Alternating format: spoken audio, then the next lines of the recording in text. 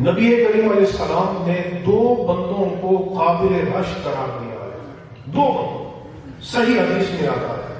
یہ حدیث بھی صحیح مسلم کے اندر ہے، مسند احمد بن حنبل کے اندر ہے. محبوب کریم علیہ السلام نے ارشاد فرمایا لا حسد الا فی اثنتین. فرمایا کہ رشک نہیں ہے مگر دو بندوں کا. دو بندوں کو حضور نبی کریم علیہ السلام قابل رشک قرار دے. اس کے علاوہ کوئی بندہ قابل رشک نہیں ہے، کیونکہ نفی کے بعد جب اس بات آ جائے تو حسر آ جاتا ہے. یعنی حضور نبی کریم علیہ السلام حسر کے ساتھ اپنی پوری امت میں دو بندوں کو قابل رشک قرار دے رہے ہیں. سنیے وہ خوش نصیب کون ہے جنہیں مصطفیٰ کریم علیہ السلام قابل رشک قرار دے رہے ہیں.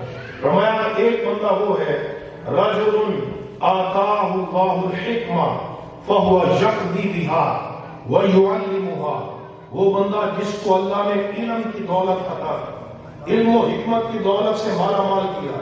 قرآن فرماتا ہے وَمَن يُؤْتَ الْحِكْمَةَ فَقَدْ أُوتِيَ خَيْرًا كَثِيرًا. جس کو حکمت کی دولت ملی اسے بہت بڑی بھلائی مل گئی.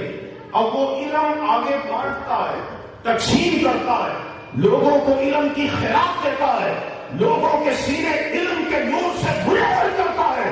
فرمایا کہ یہ بندہ میری امت میں قابل رشک ہے، کیونکہ جتنے لوگ علم کی بات پہ عمل کریں گے رب ان سب کا ثواب اس بتانے والے کو عطا فرمائے. سبحان اللہ، سبحان اللہ. عالم نماز کی ترغیب دلاتا ہے، نماز کی اس کی ترغیب سے کوئی بندہ نماز پڑھتا ہے، وہ جب تک پڑھتا رہے گا ثواب اس کو ملتا رہے گا.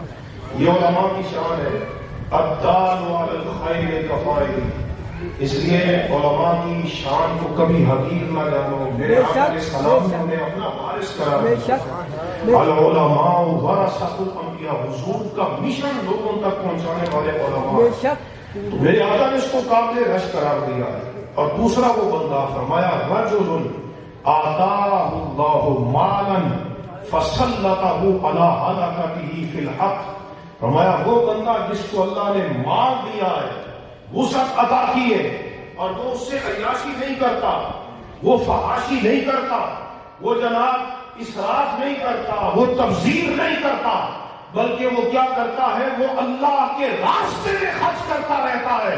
فرمایا کہ یہ وہ بندہ ہے کہ جو اللہ کے راستے میں خرچ کرتا رہتا ہے، جس کو میں مصطفیٰ قابل رشک بندہ قرار دے رہا ہوں. سبحان اللہ، سبحان